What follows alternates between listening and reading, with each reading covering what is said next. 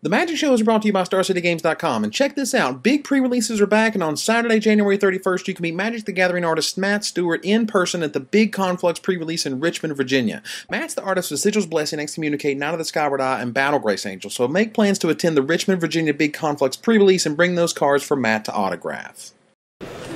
Hey, this is Hall of Famer Olivier Riel. Welcome to the Magic Show.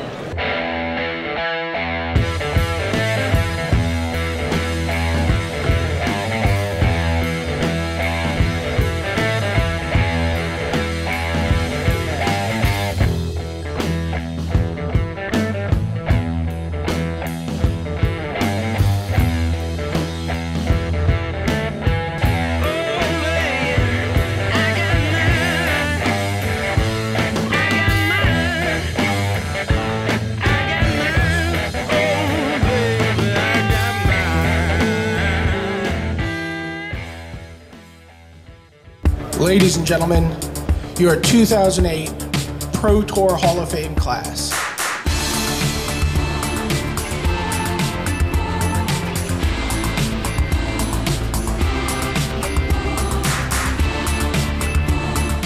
The United States own Mike Turian.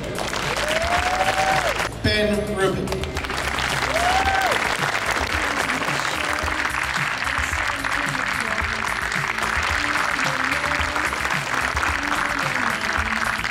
Ladies and gentlemen, Francis Olivier Ruel.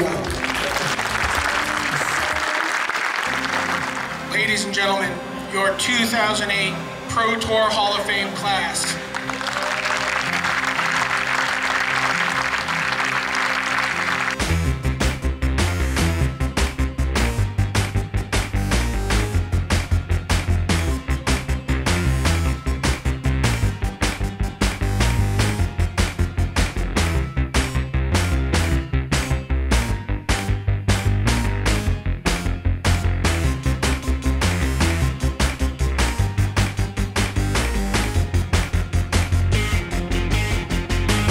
With 3 Pro Tours, you know, we didn't want to say, let's do 2 constructed Pro Tours and 1 limited Pro Tour, or vice versa.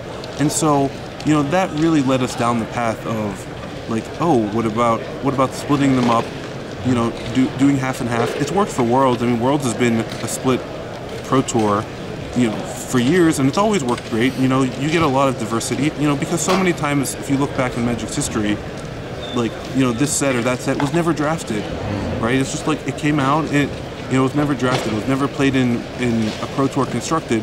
So you just lose these little chunks of Magic history where we really feel like, you know, with the split Pro Tour, we'll get to see all those offerings, we'll get to see all that change. We had to have the best of both worlds. We split the format and say, we get our constructed, or we get to say, you know, here's awesome new things going on in Magic, new decks for everyone to pour over and go nuts over. And the people that love to draft, we get to draft, you know, a significant amount at every single event we run. I think for me it's kind of good because I'm sort of like a well-rounded player. Like I'm okay at draft, okay at limited, or okay at constructed, but like not insane at one and terrible at the other, you know what I mean? I think it's good in general because I think it makes the tournament more skill testing. You're testing more skills in any one event, so the more skilled player has got more chances to get an edge. I think it's cool. Yeah. But being cool doesn't mean it's good. I think it favors the people who are more well-rounded.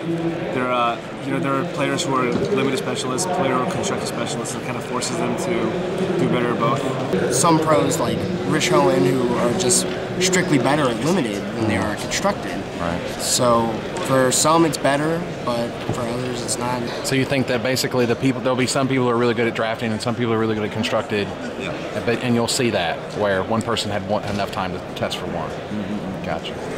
I think actually that's what I'm saying, but it's my 8th World Championship. I only made it once to the money, so I guess that invalidates my theory.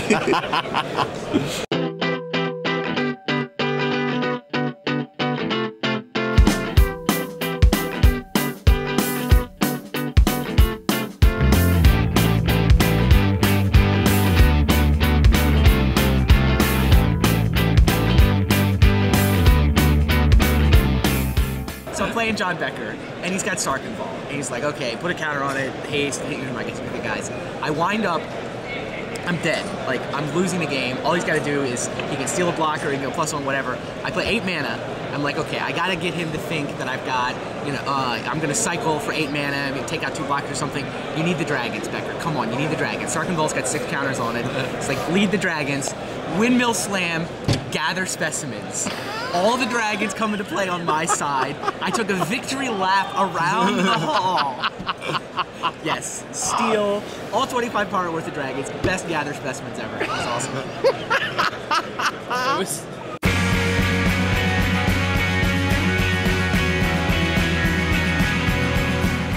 All X2s make day 2 is the greatest thing ever. I would have made 2 day 2s this year instead of 0 because I'm terrible at Magic, so I have no buys. I like that too, because usually I have 2 buys and get screwed on tiebreakers. So yeah, I think that's pretty cool. I like that. Yeah, that's awesome. I think that's probably one of the best changes they made to the Grand Prix circuit in a long time. Yeah. The fact that all X2s make it so the people with buys aren't as advantaged. Like when I was, when I had 1 and 2 buys and went X2 and then they make day 2, I was pretty upset, You work really hard, and you deserve to make day 2. It's very, very, very good because, I don't know, I've had a lot of experiences also when I was younger. Like the first couple Grand Prix I went X2 at with like no buys and then didn't day 2. And it's kind of disheartening when you drive 10 hours to go somewhere and then like you win 7 out of 9 rounds. Your mission is just to go home. It's going to be a little rough for like the European GPs where they had like 2,000 people. So day 2 is going to be really like, I don't know, just like 1 million people. I think it's bad because in Europe, when you have a 1,500 person GP, it's going to be a 200 persons day 2. So it means even if you go 6-0, you might not even achieve top 16. I don't know, maybe I'm bad at maths, but it doesn't look too good to me. What are you trying to reach when you're going to a day 2? Just to play day 2 to have fun to draft, or are you trying to reach something day 2? Because with that many players, it's gonna be rough to top 8 or to top 16. Maybe the people that don't make a day 2, like the 66 through whatever or 65 through whatever, they say they want that, but really what you're doing is you're showing up to the next day and you're playing rounds and you have no hope of getting anything. If you have no buys and you go X and 2, you're gonna go in day 2 like 90th or 100th or something, and even to 6-0 you're not gonna make top 8, and I guess you might make top 8. But I think it's a real good change. Now it's obviously gonna hurt people. I mean, you're going to have to pay it back when it comes time for the top 8 because there's going to be more tiebreakers there. But I think that the number of people who get screwed on tiebreakers in top 8s is going to be less than the number of people who get screwed by the not making day 2 because they have 2 losses and bad tiebreakers. It's a pure win. Magic tiebreakers suck. They're kind of random. There's no good tiebreaker system that's actually accurate. Sometimes you have to make a cut. Like if you've got a top 8 bracket, you got to decide on something. But I mean, with Grand Prix, I think it's always been about the logistics. Like, how does the TO plan for day 2 if they don't know how many people there's going to be? But just over the years, tournament organizers have just gotten better at running the events, and so now they can kind of handle that level of ambiguity. So, yeah, thumbs up. It's just pure win.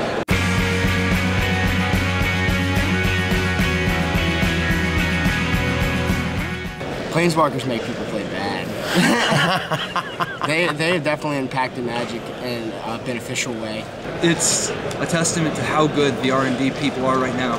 And I know they must have spent an incredible amount of time perfecting the Planeswalkers so that they would actually be this delicate balance. And they make you think about the game differently, which is cool. There's so many games I've seen where a player like plays a Planeswalker and the other guy just attacks the player. Like doesn't even think about attacking the Planeswalker. You have to kind of change your frame of reference a little bit. Right. But they're also pretty awesome. I think that they changed some of the fundamentals of deck construction and of how sort of decks interact with each other, and I think it's the puzzle hasn't been solved yet, so it's going to be interesting to watch.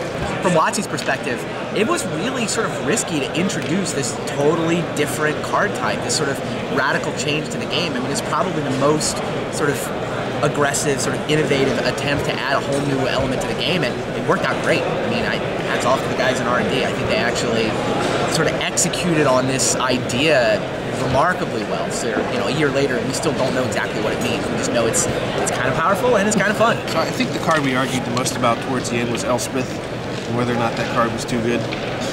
We're still trying to find our feet as to how good Planeswalkers are supposed to be, how good Mythics are supposed to be. It was, we weren't sure. We just had to try some stuff. We made a lot of the Mythics kind of just big and goofy and exciting but not necessarily powerful in constructed tournaments. So we decided, well, we should make some of these Planeswalkers really good. They're the centerpiece of the game, of the storyline. Let's go for it. Planeswalkers are part of the game, and we're doing a lot to make sure that we bring them in and give them the attention they need. Like, one of the things we've decided is Planeswalkers fill a very interesting niche for us, which is we don't want a lot of them.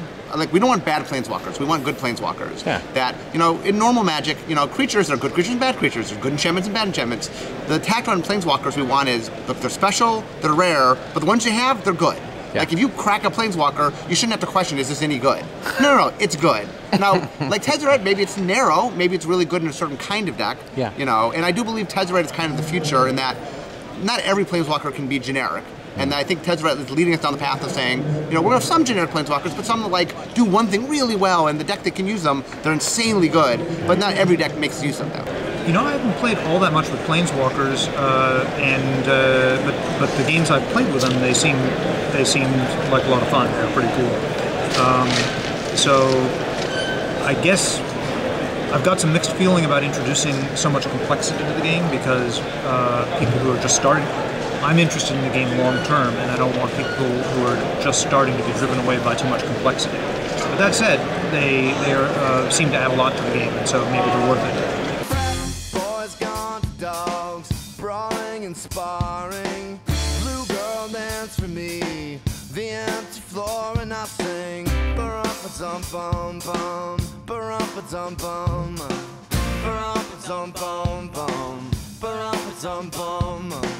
I love you, baby fat, ba-rum-pa-dum-bum. Your crooked nose is where it's at, ba-rum-pa-dum-bum, ba-rum-pa-dum-bum-bum, ba-rum-pa-dum-bum, ba-rum-pa-dum-bum-bum, ba-rum-pa-dum-bum. And I'll assess the essence of the mess, the perfect hourglass. Cruel Ultimatum. And Cruel Ultimatum sick. Cruel Ultimatum, yes. 5-color control, no. Cruel Ultimatum. I like cards that do powerful things, and Cruel Ultimatum is definitely the card that does the most powerful things. I'm playing Cruel Ultimatum, and I'm pretty sure it's right in the 5-color control deck. I just don't think 5-color control is that good. Yeah, I'm definitely in the Cruel Ultimatum camp. The card is, I know the card is expensive, but it's, what, 3, 6, 7, 8 cards? 8 cards and 10 damage for one? Seriously? You can say you're not a huge fan, but you can't say it's a bad card. Cruel Ultimatum. Because... Thank you. Thank you. Like, honestly, I was hoping Pat would do pretty poorly in this tournament when he went 5-1. But round one, he like beat a mirror match, so I mean, whatever, you know, could have lost, could have won. And then he played like a joke deck round 2, and then I just stopped following him after that. But I was just like, whatever, man.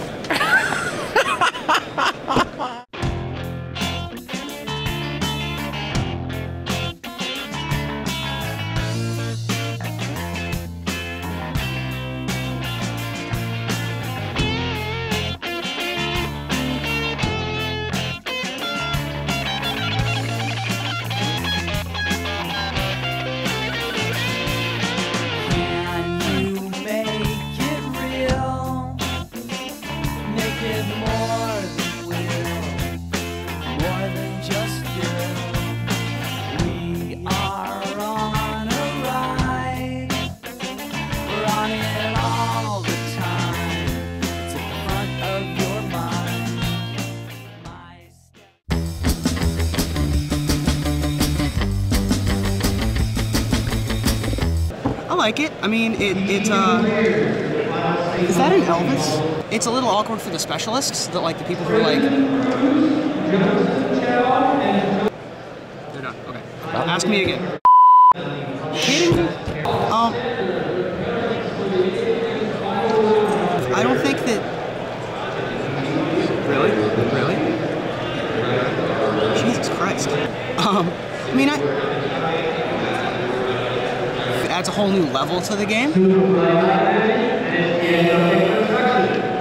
I think that they have a positive impact on the game, you know, because it adds a whole new layer to the... Jesus. Mother. God. Okay. I think they have a positive impact. you know.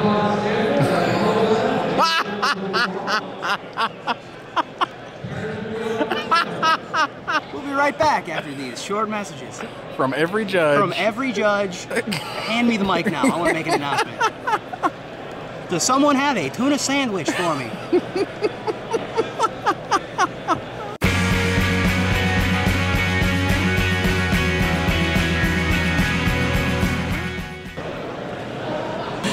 I was a Planeswalker when my ultimate ability game. I hate these questions. You cannot be dealt combat damage anymore. Jake can be dealt combat damage now. My ultimate ability would be Time Twister. I'd be like my minus 2 ability or minus 3 ability would be take an extra turn. My +1 ability would be draw 3 cards. Add 15 to your mana pool and draw 4 cards. Something where, look, I don't know how this is going to kill you, but something crazy is going to happen when I do this. And some people will choose to kill you just by fireballing you, and some people will choose to do some 12-card ridiculous thing, but, you know, leave it kind of suspenseful and open-ended, but still very, very powerful.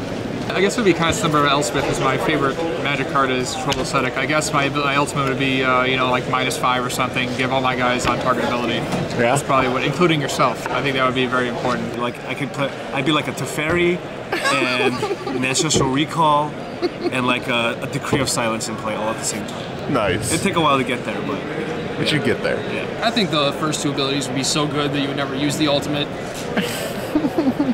You wouldn't have to.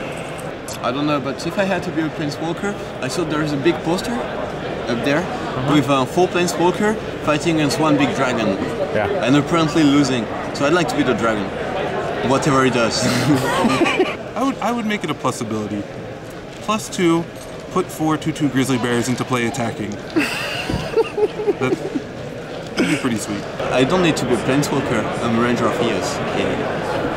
And I search for Figures of Destiny. That's right. Burnt and 49 years.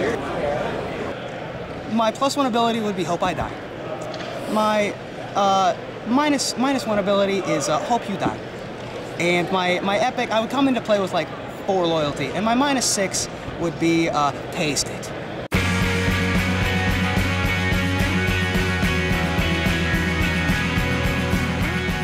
And so, to that end, I was involved.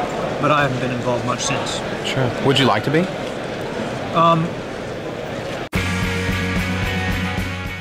Let's look at how all these games are doing. Like dead, dead, dead, dead, almost dead, you know, dead, dead, dead, and Magic. We've been having this discussion at work about which card was, you know, the kind of has the most going on that we don't like, whether it's. All right, I gotta ask this because I told people I would ask it because they won't shut up about it. But have you ever ran the cheats? Have you ever cheated at Magic? So many territories ready to reform. Don't let it form us. Don't let it form us. So great your fear.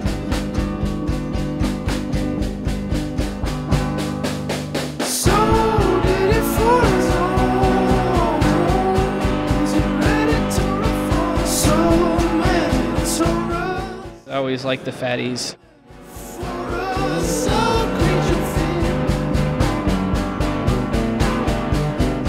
I just want a t-shirt of me with